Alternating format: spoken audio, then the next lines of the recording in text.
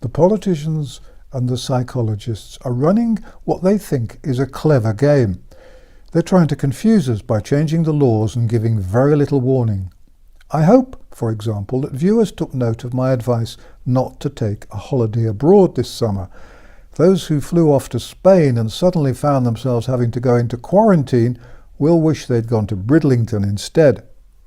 We have to remember in the UK that there isn't anyone in the Conservative government who could remove the child-proof top from a bottle of aspirin tablets. They aren't the brightest of God's creatures, and most of them have IQs smaller than their hat size.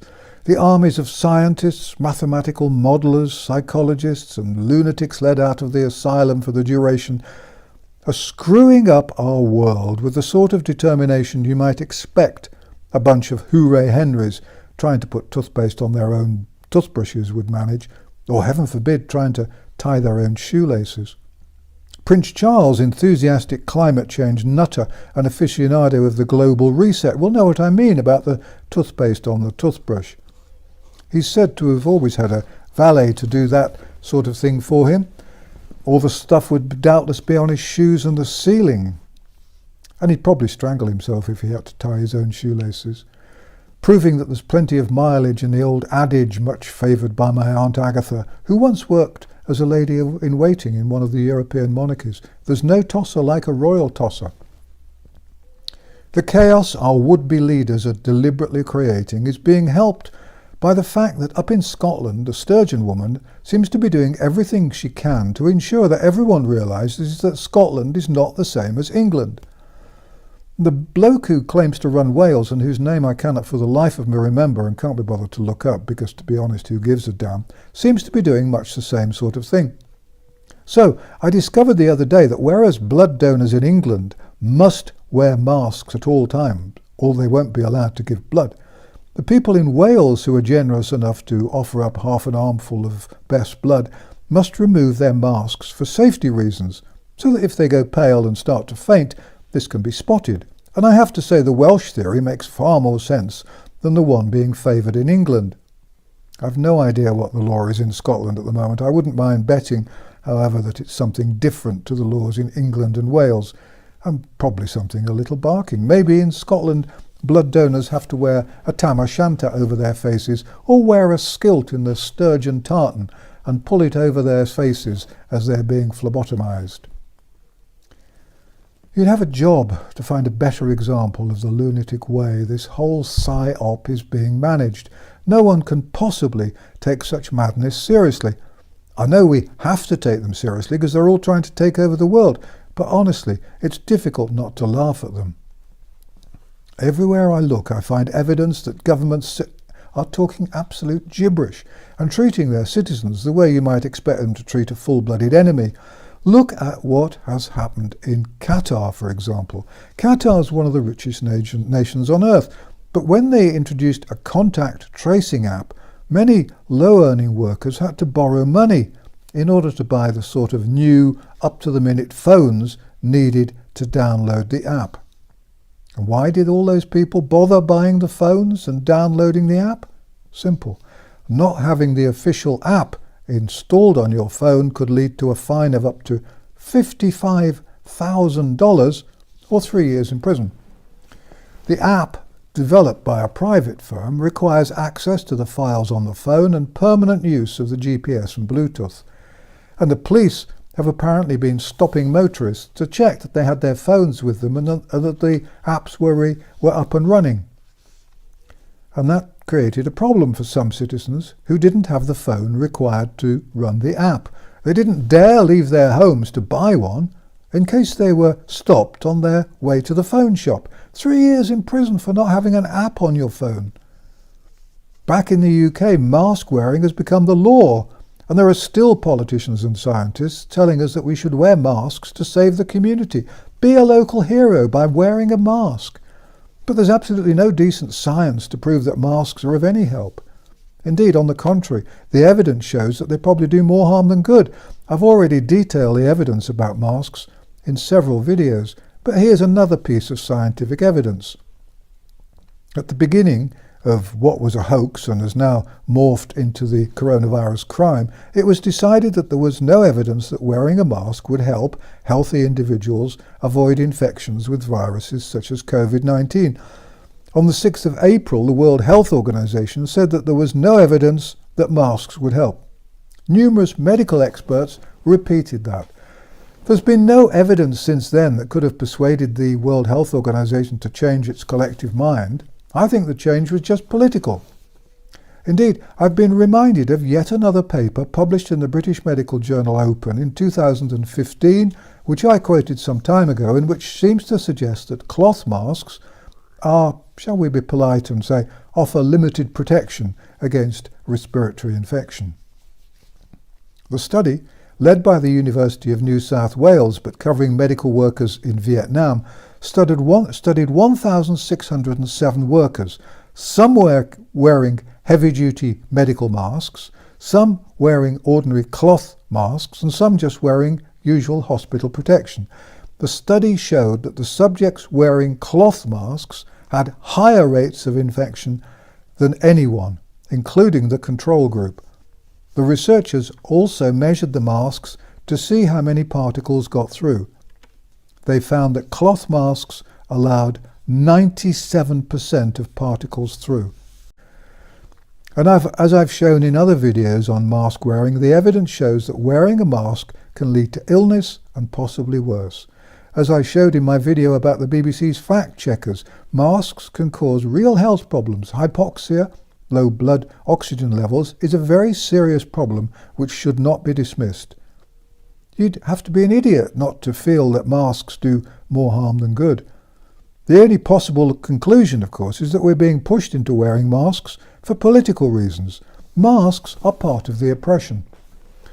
Why then aren't all doctors screaming out about the pointlessness and danger of forcing people to wear masks for many hours a day? Why are so many doctors so silent?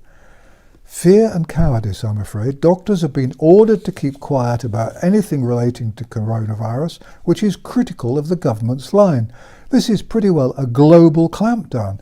If doctors had found the courage to ignore the orders they were given and to speak out in order to protect their patients and save lives, then this whole criminal enterprise would have been over weeks ago. But doctors have feebly followed the philosophy, keep your head down, don't rock the boat, or to stick in another piece of nauseating nautical self-protection, don't make any waves.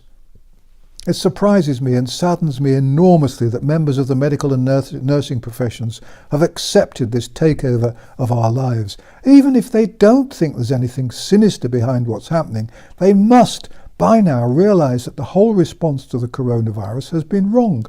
Hospitals have been closed. Patients with cancer and other serious disorders have been denied essential treatment. Thousands of patients in care homes have been murdered as a result of inept policies and management. Schools have been closed and the lives of millions of children have been ruined. They know that's no exaggeration. The government has been employing brainwashing techniques to control us and to create a fake affection for the health service. Doctors and nurses know all this is true. They know that the clever three-word, three-phrase slogans, the encouragement to take part in weekly clapping sessions, and the advertisements were all designed to build up the fear and to create a sense of national obedience. Medical doctors and nurses know that the spin doctors have been doing everything they can to exaggerate the number of deaths. As I've said before, patients with the coronavirus were listed as having died of it. If the truth about what's happened ever emerges, then the medical and nursing professions are going to be embarrassed and humiliated, to put it kindly. And some people in both professions are going to go to jail, I think. It's time to insist that hospitals and clinics are opened immediately without any of the social distancing, which every thinking person knows was never necessary. The media has found many curious heroes in the last 3 months, mostly as part of the propaganda process, I'm afraid. Now is the time for the professions to earn their plaudits. The nation needs to have its health service back. It would be a big step forward on the road back to real normality, and it would destroy the not-so-hidden agenda of the United Nations, Bill Gates and company. It hurts me to have to say this, but I've nothing but contempt for the doctors and nurses who've kept silent through all this.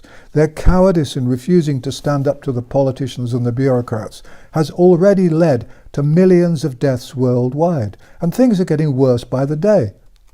I'm just doing my job, say the silent ones. I have my family to think of. Where have we heard that before? And no doctor today is going to be executed for speaking out. It isn't just doctors who've betrayed us at all.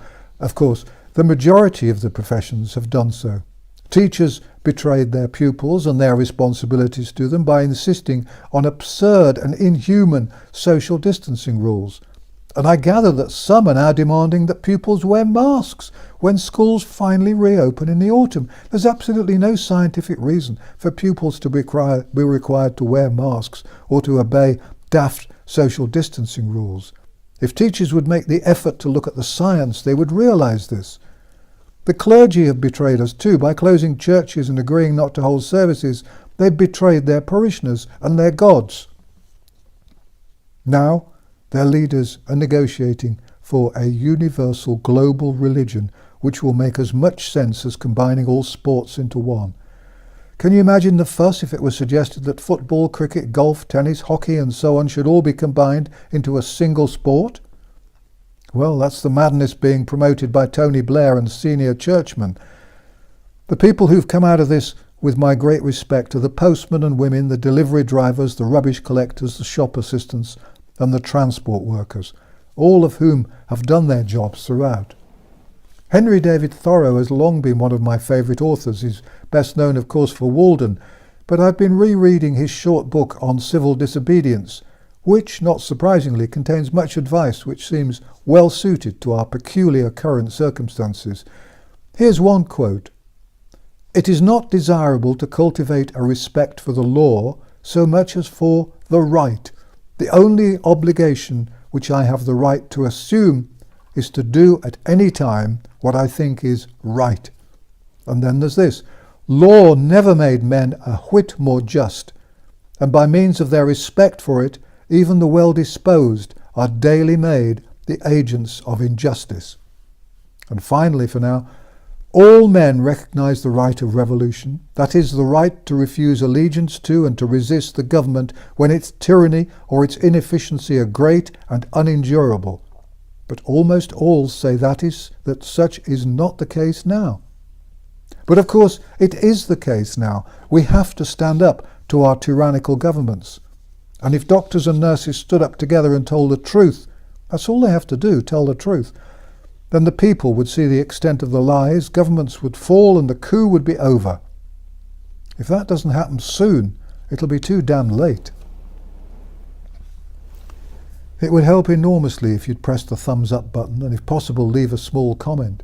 We haven't monetized this channel and there are no advertisements and no sponsors, nor will there ever be.